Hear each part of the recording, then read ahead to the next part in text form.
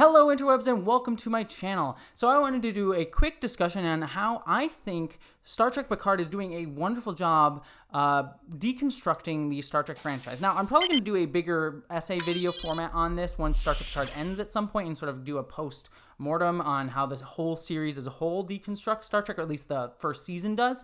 But I wanted to kind of address it here because I think it's just a really cool thing, and I kind of talked about it in my review of the latest episode of Star Trek Picard, which was The Impossible Box.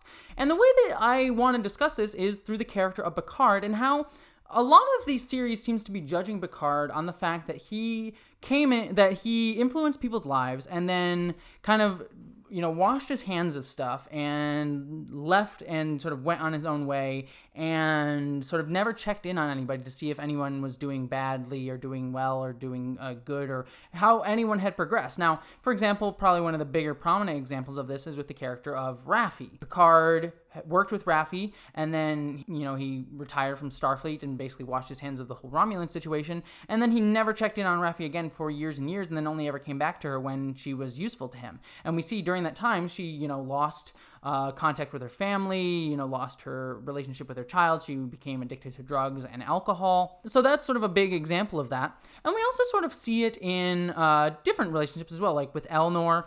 Picard never went back to check on Elnor for years and then only came back to see Elnor once he needed Elnor for his quest. And then we also get the sense of, the greater idea of the Romulan situation, that Picard was unable to help the Romulans directly through Starfleet anymore. He was, basically kind of forced into retirement by, putting down his, do this or else statement, and then kind of washed his hands of the whole Romulan situation and didn't do anything else. And I've made another video discussing whether or not it was right for Picard to leave Starfleet, or at least to give up and not do any more. But I generally would tend to lean on the side of Picard should have done more, regardless of whether he was working in Starfleet or not, regardless of if he could have made much difference or not. I do think that it's, you don't give up, and you keep trying, you keep fighting for others. You don't give up on an entire situation, even if it does seem hopeless. That's just me. That's just who I am. But, I'm open to all opinions on it. But how I think that this intriguingly deconstructs Star Trek, if we sort of look at a meta-narrative of the Star Trek franchise in general, especially the original series and the Next Generation, and Voyager and Enterprise to a certain extent, and even Discovery as well. Deep Space Nine is probably the one that bucked this trend just because of the nature of the show. But Star Trek as a franchise has always been about boldly going and seeking out new life and new civilizations. Each week, a character would go to a planet, especially in TOS and TNG, and we'd arrive at a planet, and we'd have an adventure, and we'd make these big proclamations on how we want to change the social order of a planet, like Kirk literally screaming at people, the Constitution of the United States, like, you are doing this thing wrong, and we can tell you what's wrong with your society based on these things.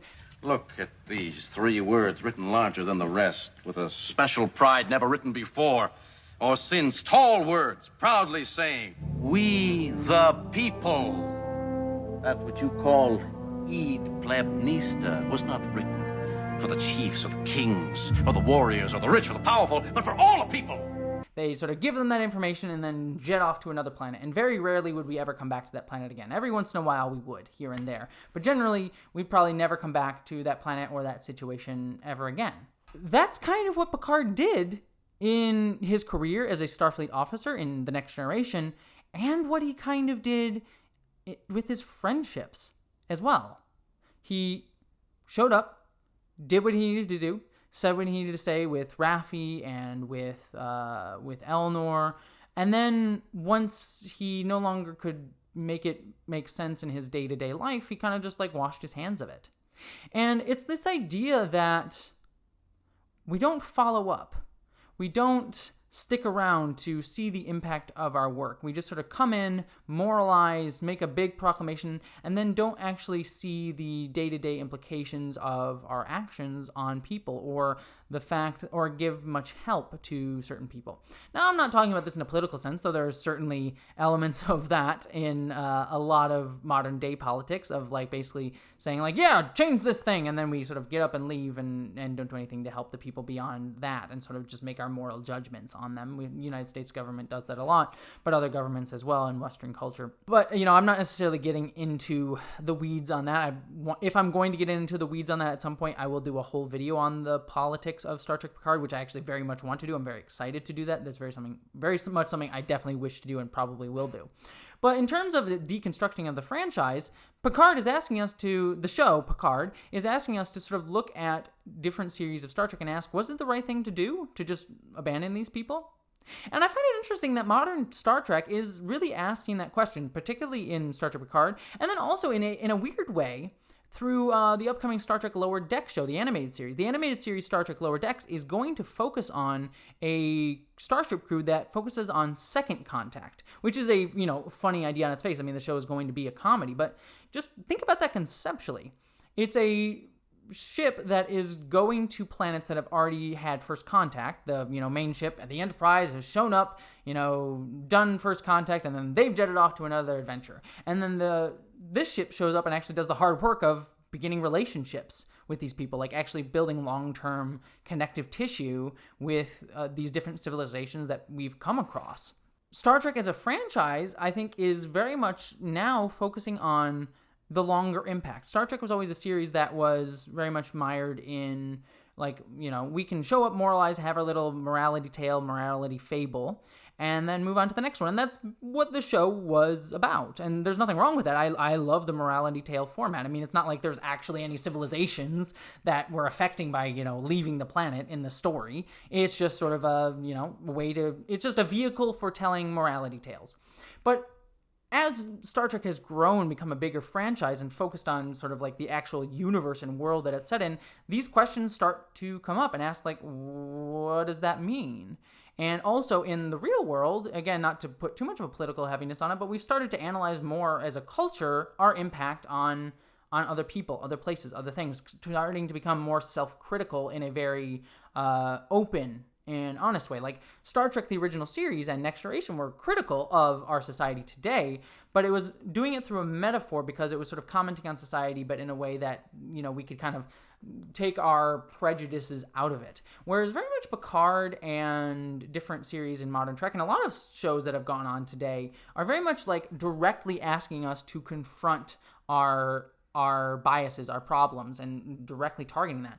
And I know there's a certain segment of the fan base that has certain issues with the agenda, but I actually really think it's an intriguing development in how we tell stories today. How it's less about, I do think that there is a place and definitely a way to talk about metaphorical and allegorical storytelling.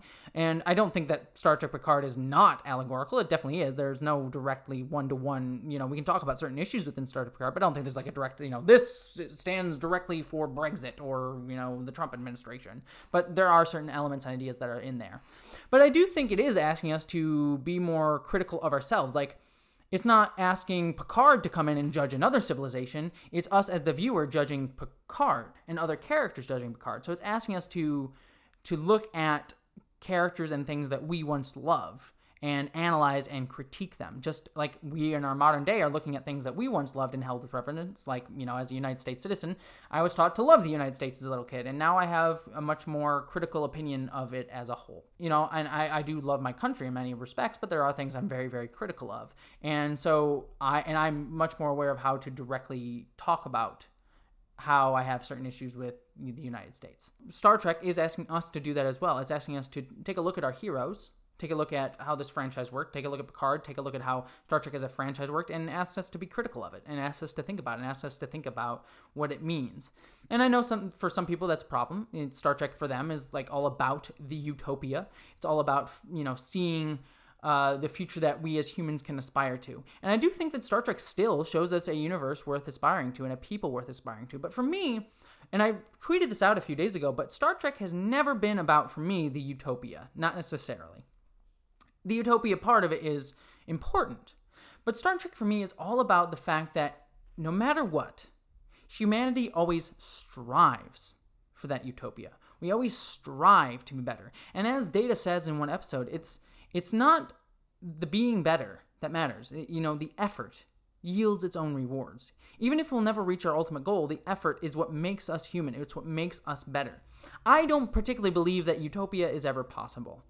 I think we can generally constantly make things better for people over time, and I think that we can always do better in many respects, but I don't necessarily believe that there's ever going to be a perfect utopian society in humanity until we, have a completely post-scarcity society, and even then I'm sure problems will arise, as Star Trek shows us. what I do think is important is that we never give in to cynicism, and we never give in to believing that the effort isn't worthwhile. It is always, always worthwhile to fight to make things better, to fight for yourself, and especially for the rights of others and the humanity of others, to see the humanity in different people, in the diversity of people. That's what Star Trek has always been about, not about the utopia.